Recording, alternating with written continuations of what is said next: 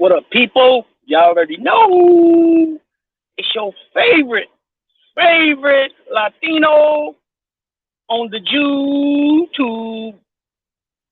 Big Lou from What It Do with Big Lou and NZR2, baby.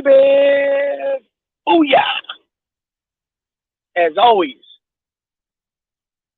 highly appreciated if you sub, liked, and share the channel here at What It Do with Big Lou.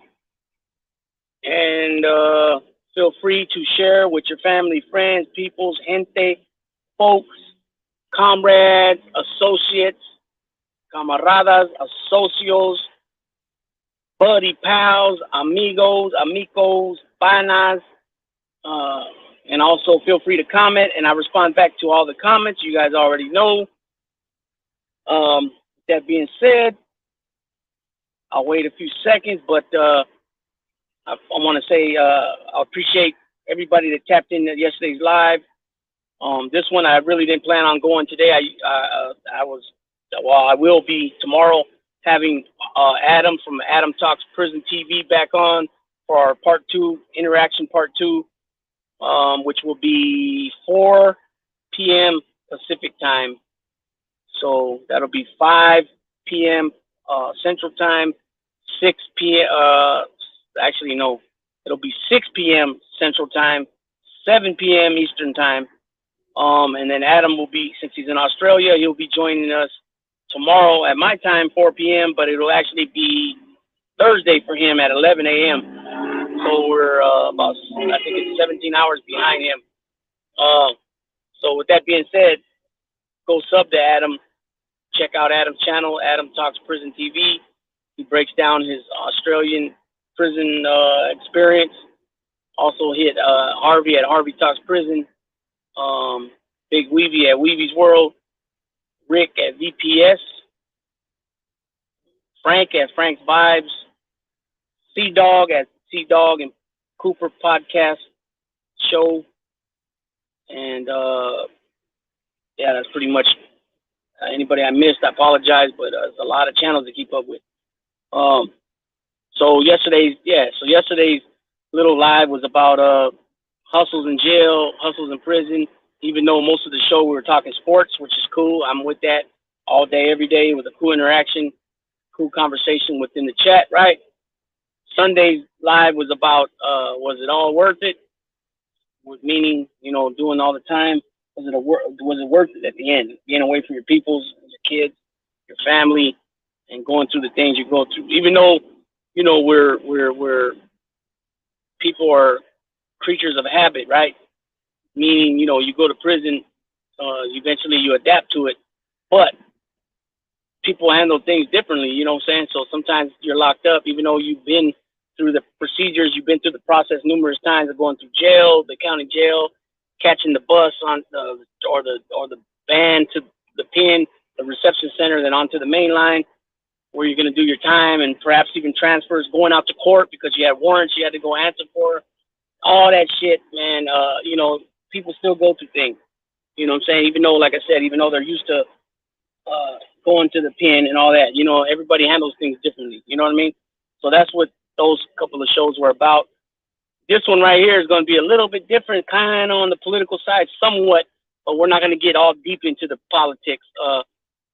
Just basically the thumbnail is, should at some point, once you do your time and you're felons, you go and do your time in prison, or you don't necessarily have to go to prison. If you catch a felony, you can go to jail, right?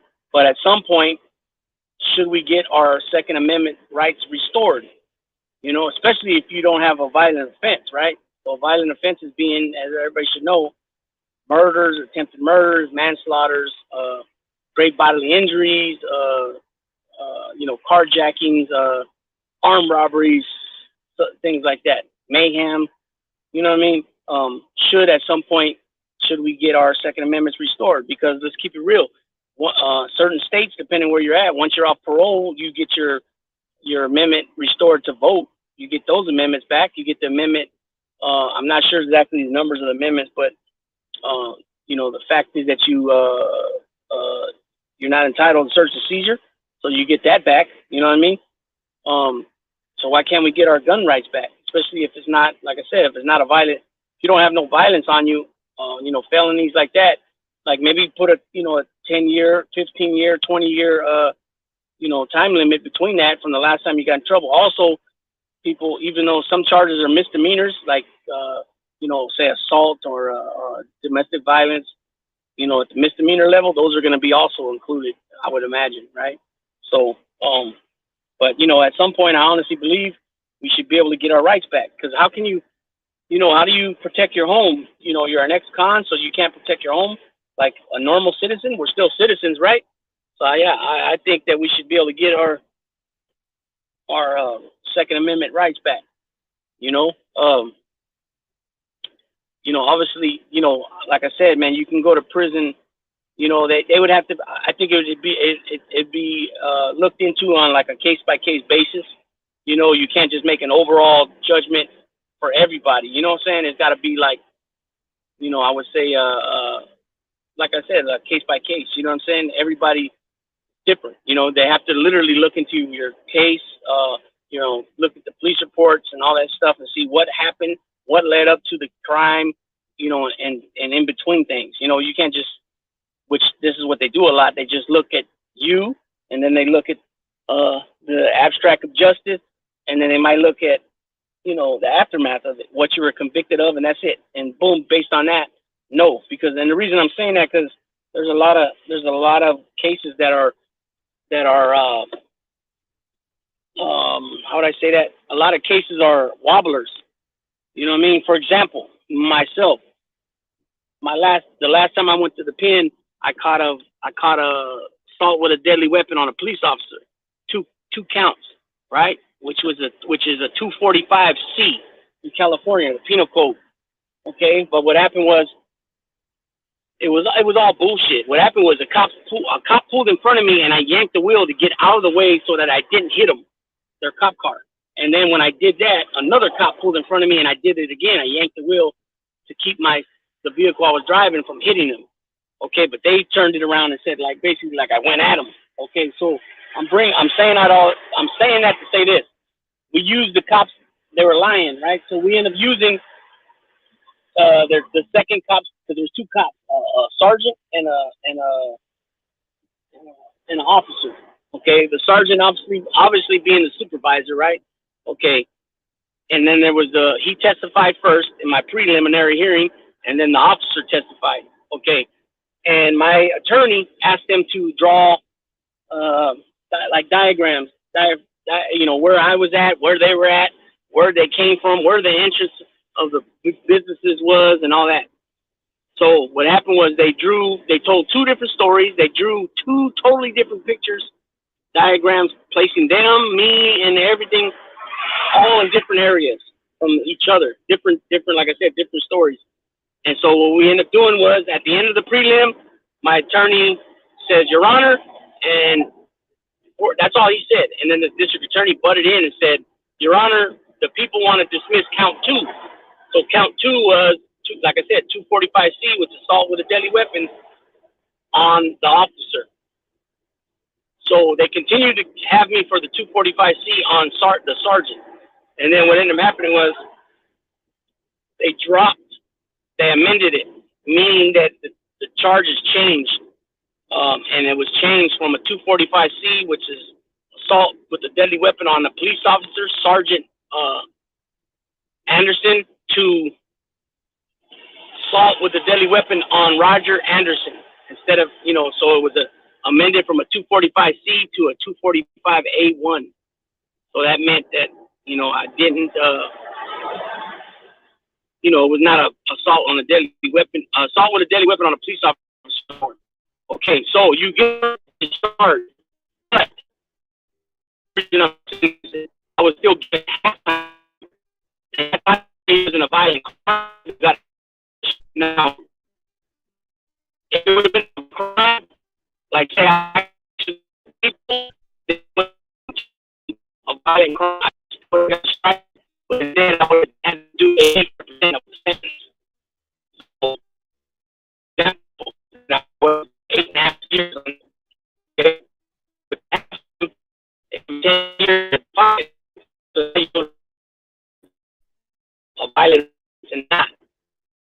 what I mean by wobblers. There's certain that are wobblers. So,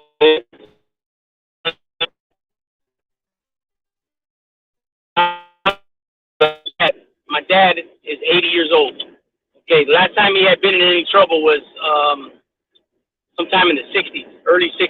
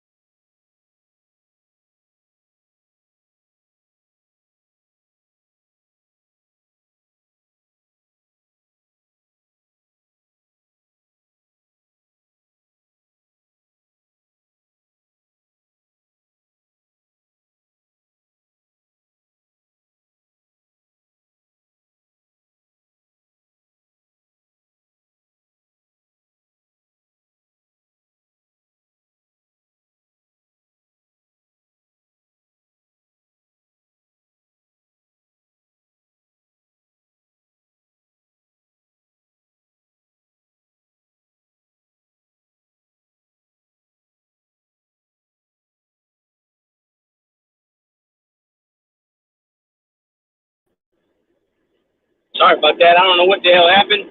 I lost my signal and I couldn't tap back in. So I don't know what you guys heard before it went out.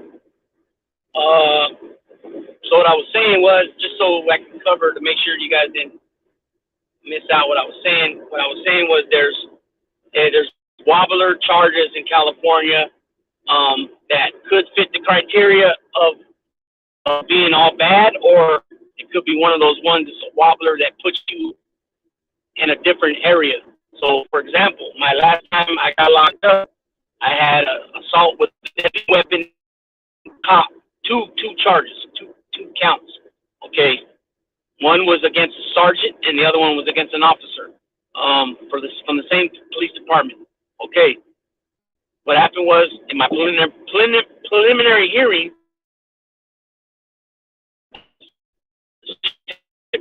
to where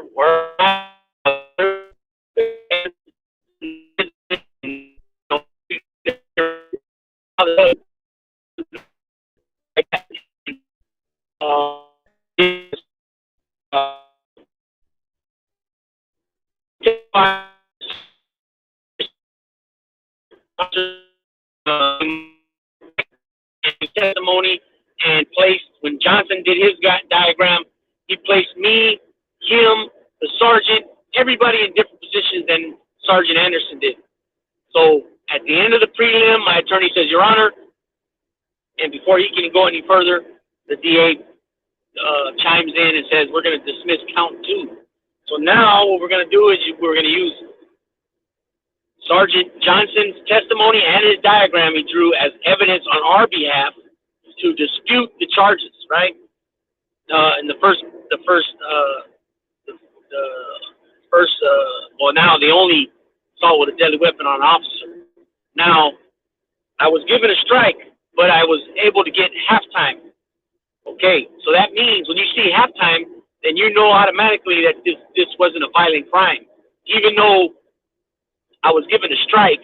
And basically what that means is it wasn't a violent offense, but it could have led to violence. So in other words, too, like a residential burglary, You break into somebody's house. You get a strike for that, but it's not considered a violent offense. But if somebody happens to be home or shows up after you're inside their home, burglarizing it, that can lead up to violence, right? And so that's what that means. Now, if I would have actually struck the cop with the vehicle, then it would have been, I would have got whatever time I got, and then it would have been 85% I had to do. So on say a 5-year sentence, I would have to do 4 years and a quarter, so 4 years and 3 months I would have to do on the 5 years. On a 10-year sentence, you got to do 8.5 years. But on a half-time, 4 years, you do 2. Excuse me, 5, you do, on a 5-year sentence, you do 2.5 years. You do 30 months, right? So that's how that works. So again, some cases are wobblers. They're considered wobblers, because you can be given, it can, like I said, it could fit in that gray area, So in that case, that's why I say case by case, because case by case basis with everybody, because it looks, a lot of times all they do is look at your, at your conviction. What was the conviction for? Oh, assault with a deadly weapon. And then this is the other part of it was my charge was amended, right? Because originally I had 2 counts of assault with a deadly weapon on a police officer, which is 245C. That's the Penal Code of California. My charge was amended when they dropped the second count of assault with a deadly weapon on an officer. I came back 2 weeks later to get rearranged now at Superior Court because the judge felt there was enough evidence to bound me over in that preliminary hearing. So you come back, you get rearranged again, but before any of that could happen, I told my attorney what I was willing to take and what kind of charge that I didn't want to have, because what they were trying to do was they were trying to say that I used the vehicle as a weapon, therefore they wanted to suspend my license for life. And I'm like, hell no, I'll take the 5 years, 4 months was the original deal. And if I took it to trial and lost, the most I was looking at that particular time was 7 years, 4 months, which is a 2-year difference. And then I only got to do half of that. So it's actually only a year difference in time. So I'm like, what do I got to lose? Let's take it to trial. Fuck it. But what happened was, since they dropped the case, the second count of assault with deadly weapon on a police officer, and then I told my attorney that, you know what, the 5 year, 4 months ain't shit, but I don't want to take that license suspension for my life, so I don't want to plead to that. So he went back, talked to the DA. The DA was willing to amend the charge from a 245C, which is assault with a deadly weapon on Sergeant Anderson, to assault with a deadly weapon on his first name was Russell Anderson. No cop in the title, so the charge was amended, which is less time, right? And that's how that happened. Okay, so I believe, that, at some point, like my dad, like I said, my brother was born in 63, sometime around, I want to say it was like either 62, 63, or I want to say it was more like 63 or 64. I believe my dad had to do some time around the time my brother was born, and my mom had the baby, and I think a little bit of time he wasn't there because he was incarcerated. Okay, but he hasn't been in no trouble as far as felonies since the 60s, which you're talking well over 50 years. Plus, he hasn't even got no domestic violence or any of that shit either, or assaults or none of that. Okay, there hasn't been really any trouble since then at all. So how come he should be able to get it? And it's only like a weed charge. You know what I mean? I think it was the sales of weed. So I don't know if you can ever get that dropped down, because they changed a lot of the laws here in Cali. A lot of things that were felonies. Like right now on my jacket, I have 3 or 4 felonies. I want to say that I can get them dropped to misdemeanors now because some of the laws have changed and it's retroactive. But what's involved with that is that you have to make court dates in those different counties, and I have them in different counties. I think 2 counties for sure, maybe 3 counties. Okay, so, at some point, especially that many years, you're talking 5 decades plus, right? You're talking 5 decades plus. more closer to 6 decades and 5 decades that my pops hasn't been in no trouble. So, and it's only a weed charge, nothing violent about it at all, right? So, I think at some point you should be able to get your Second Amendment reinstated, right? Like I said, here in California, after you're off parole, you can't do it while you're on parole. And I know this for a fact because I voted in the 2020 election, which was my first time ever voting. You can vote as long as you're not on parole. So that amendment's reinstated. And then again, I mentioned earlier, when you're on parole or probation and felony probation, you got stipulations where you're searchable, right? But once you're off of that stuff, you get that reinstated where they can't just search you no more. You can tell them no. You know what I'm saying? As long as they don't have probable cause, right? So at some, I believe at some point you should be able to get your right to bear arms back. I think it's important. I'm all for bearing your arms. One thing I will say that I don't really understand. I don't get it. Like when some of these people are pushing, that they're trying to take your amendment, your Second Amendment.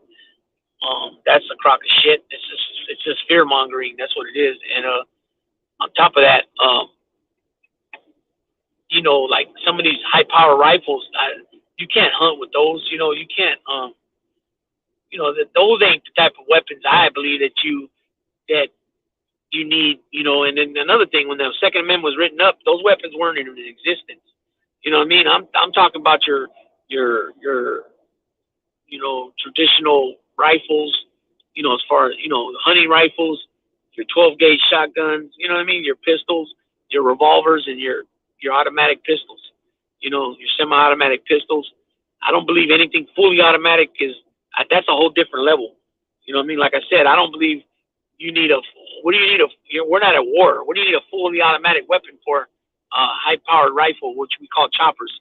You know what I'm saying? They call them horns. They call them choppers. Cuerno de chivo, they call them horns. Like I said, we call them choppers. You can literally chop down a tree, chop down a house in half with these things. You know what I mean? These are war weapons. You know what I mean? But your traditional pistols, like I said, revolver and clips, all for it, all day. Shotgun, traditional, 30-06, all those rifles, and obviously do it the right way though, because I'm all for, now my, older and whatever, I'm all for following the laws, you know what I'm saying?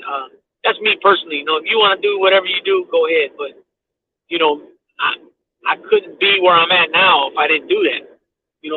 What I mean is, like, how can I say I've changed and I'm for the better for myself, betterment of myself, my peoples, or whatever, and still condoning and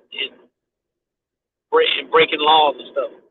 You know what I mean? That's to each his own. I'm just speaking for myself. Get your ass up out of here with this bullshit, man. Like, these motherfuckers, like, what do they do? Wait for you to come on so they can put this bullshit in your chat? It's crazy, man. I be seeing the same ones in other chats, too, the same names. Like, it automatically goes out when you make certain channels go live or whatever. It's weird. Anyways, I don't know what anybody else thinks about it. Nobody's really chatting, so I guess you guys are just listening to me, which that's cool, too. I appreciate you guys stopping in and listening. I had some extra time, and while I was waiting, I'm at an appointment, and just killing some time. But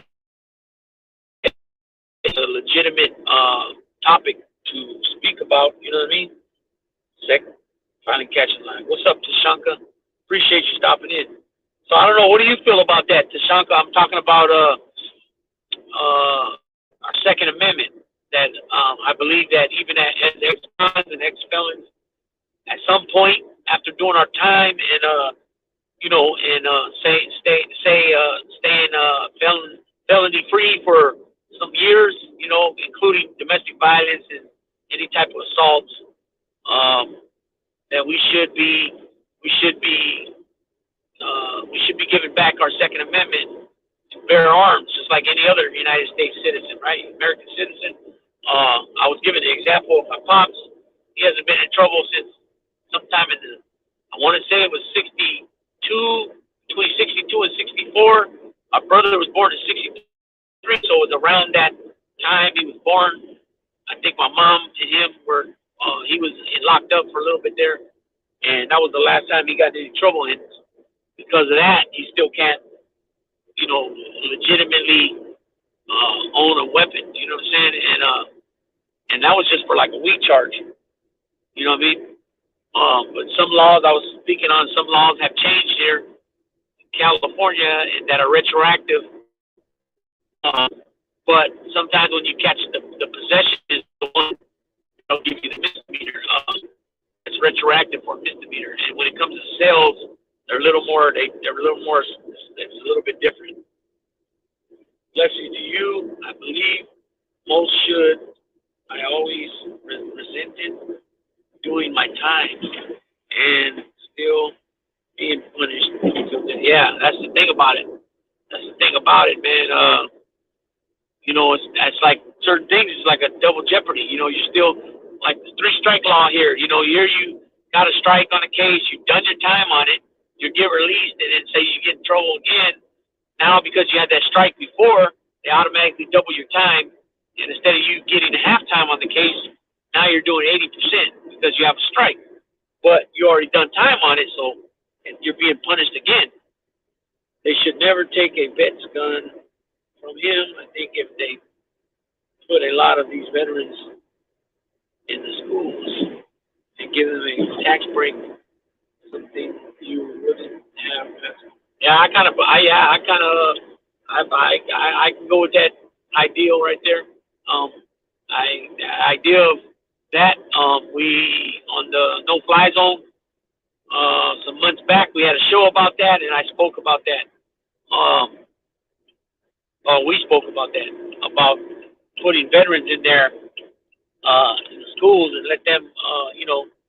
We brought up veterans or also marshals, putting a U.S. Marshal in there, like Passenger 57 type of thing. But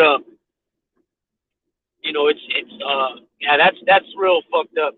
But I mean, even besides the veterans, though, I believe that just people that are ex-cons, I believe everybody should get their rights back, unless you got violent offenses, murder, attempted murders, manslaughters, bodily injuries, assault with a deadly weapon, causing, whatever, inflicting, mayhem, stuff like that. But somebody that just got a weed charge, or somebody who's got some theft charges, not like armed robbery, because that's the same shit. Carjacking, that would be all up under the violent stuff, especially if you've done things strong arm, But when it comes to like commercial burglaries, and commercial burglaries basically is just you going in the store stealing something. That's all that shit is. You know what I mean? So that's I don't believe that you should be, I don't believe that you should be your Second Amendment should be yanked for that. And then I don't know how long you've been listening, but I brought up the fact that here in California, once you're off parole, you can vote. You get that. That's reinstated. Because I just voted in 2020, so that was my first time ever voting. So I know for a fact that's true. But different states is different in different states. You got search and seizure probation or felony. When you're on felony probation or parole, you get search and seizure. But once you're on that stuff, you don't have search and seizure. And I forgot what amendment that is, but that's another thing that's reinstated. So why can't our arms, right to bear arms, be restored? You know what I'm saying? I just resent the fact that when I was going to get a job, it kept me from getting it. I've already proven desperate people do desperate things. Why expect it? Yeah, and that's another thing. Trying to come up to the fuck bite you in the ass, but that's one thing I'm clear of now. I know Obama put in back 7 years. I know that and they got a lot of different felonies, armed robbery type felonies, but they were years back. One of my homeboys did 18 years. Well, he did just under 18 on a 20-year sentence. He got out past. He was driving Uber for a minute in the San Francisco area, which was a lot better money. And then from there, he got a job on the docks. Stay away, TV. The audio's messing up. Yeah, you know what? I'm in a jacked up area right now. I'm in a jacked up area right now. Let me see what I can do about that. So, what was I saying?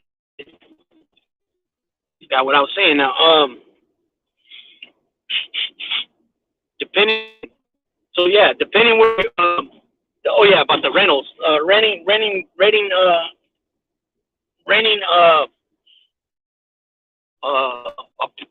part with jobs, it comes up and bites you in the ass. What I was saying was,